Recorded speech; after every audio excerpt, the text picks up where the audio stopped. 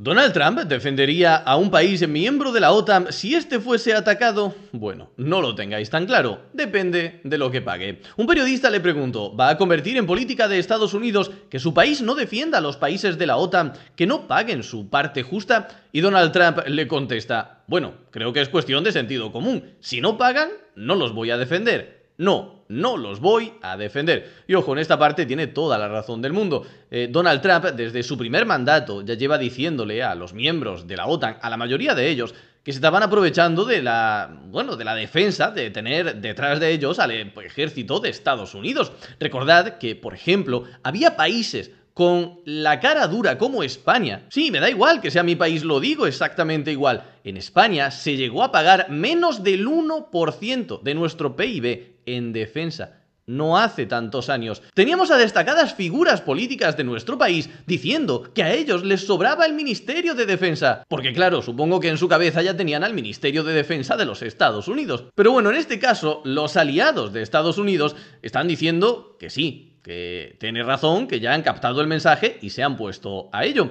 El secretario de Defensa británico, que es este hombre, recientemente tuvo una reunión con su homólogo estadounidense y le dijo lo siguiente: usted desafió a Europa a dar un paso adelante, nos desafió a dar un paso adelante en Ucrania, en el gasto en defensa y en la seguridad europea. Le digo que lo hemos hecho, lo estamos haciendo y lo seguiremos haciendo. El problema es que Donald Trump no se queda en este razonamiento o en esta petición, que es completamente lógica, va un paso más allá.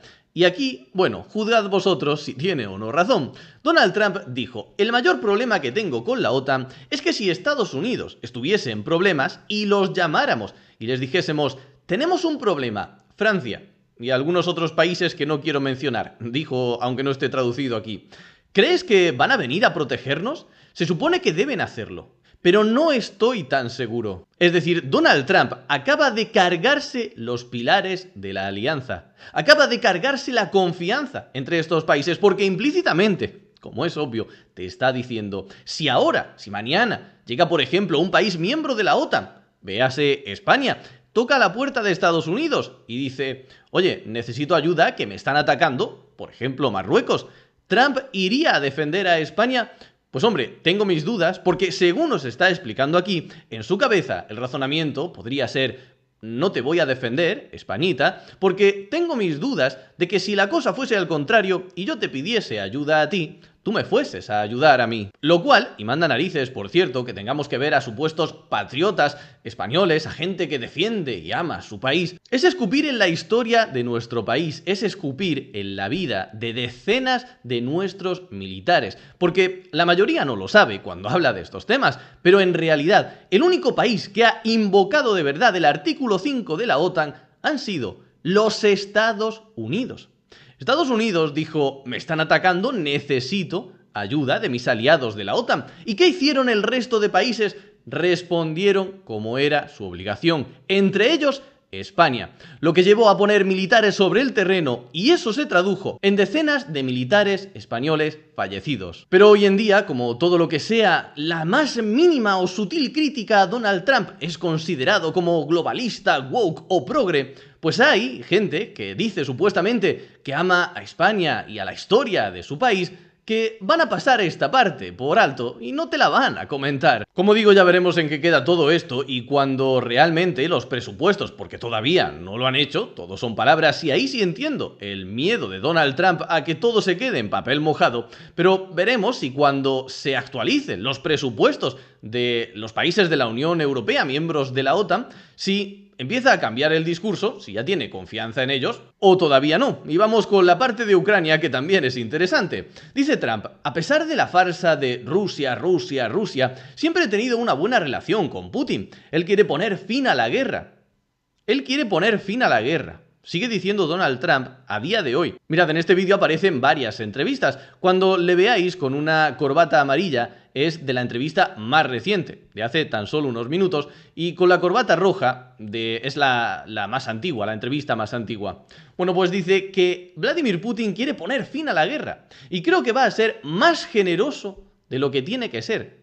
O sea, aquí hay algo, supuestamente, que Donald Trump nos está diciendo que él sabe que nosotros no sabemos, porque, según él, Putin va a ser mucho más generoso de lo que debería ser. Y esto lo ha dicho después de amenazar por redes sociales con sanciones a Rusia porque están bombardeando Ucrania. Ahora que el ejército ucraniano se ha quedado cegado gracias al corte de la información militar que Estados Unidos proporcionaba a Ucrania. Claro, siendo así la cuestión, un periodista le pregunta: usted dijo en redes sociales que Rusia está atacando a Ucrania. ¿Por qué no le proporciona defensas aéreas a Ucrania para que pueda defenderse? Y Trump responde: porque tengo que saber que ellos quieren llegar a un acuerdo. Nosotros queremos que lleguen a un acuerdo.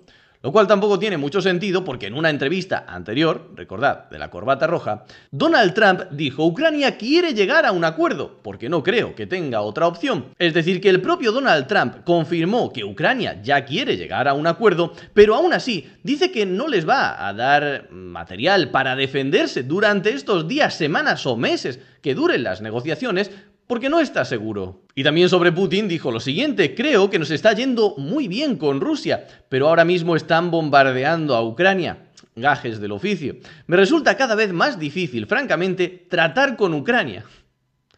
De verdad, que quien pueda explicar esto, pues dejádmelo en los comentarios porque a mí me resulta difícil que en la misma frase que estás reconociendo y estás hablando de un brutal bombardeo de Rusia a Ucrania, sigas diciendo que el problema lo tienes con Ucrania, porque, claro, como Rusia está machacando a Ucrania después de que le cortaste la ayuda, pues te va a ser más difícil que se sienten a la mesa tranquilamente.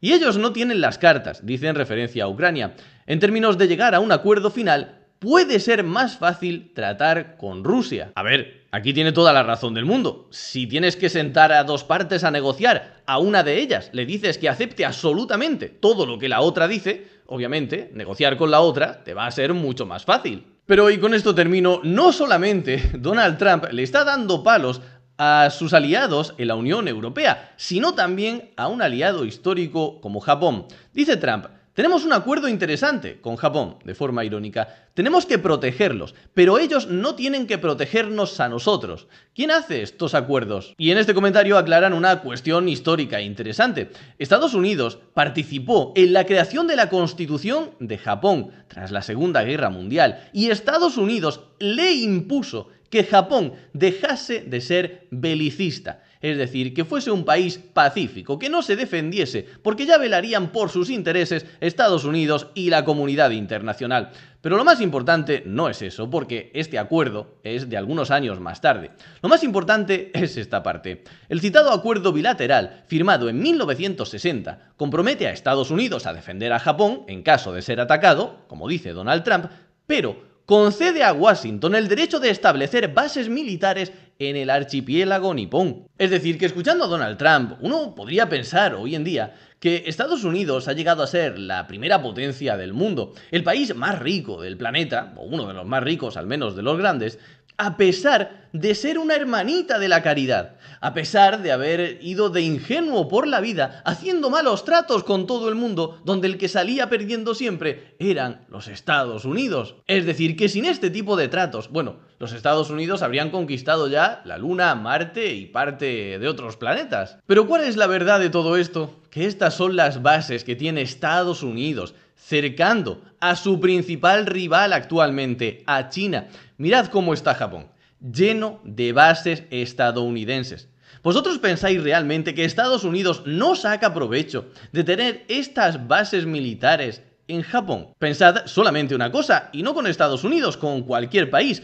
Cuando un país cambia de régimen, por ejemplo en Siria, y quiere expulsar las bases militares, en ese caso de Rusia, que tenían en su país, ¿qué es lo que dice ese país? Ese país está súper contento porque no tiene que tener a sus militares desperdigados por el mundo. O intenta con uñas y dientes, por todas las formas posibles, mantener esa base militar ahí. ¿Qué pensaríais que diría Estados Unidos si Japón le dice mañana: bueno, a partir de ahora rompemos este acuerdo, ya no tienes necesidad de protegerme, pero vas a sacar a todas tus tropas de mi país? ¿Creéis que Donald Trump vería esto con buenos ojos? ¿Vería bien que su país perdiese influencia en esta parte del mundo? En definitiva, volviendo a lo anterior, que España sí fue a la guerra para defender a los Estados Unidos. Y si te interesa la geopolítica y entender qué es lo que está pasando en el mundo, todo que algo me dice que vamos a estar muy entretenidos por lo menos durante los próximos 4 años con Donald Trump. Te espero en el canal secundario Informe Geopolítica.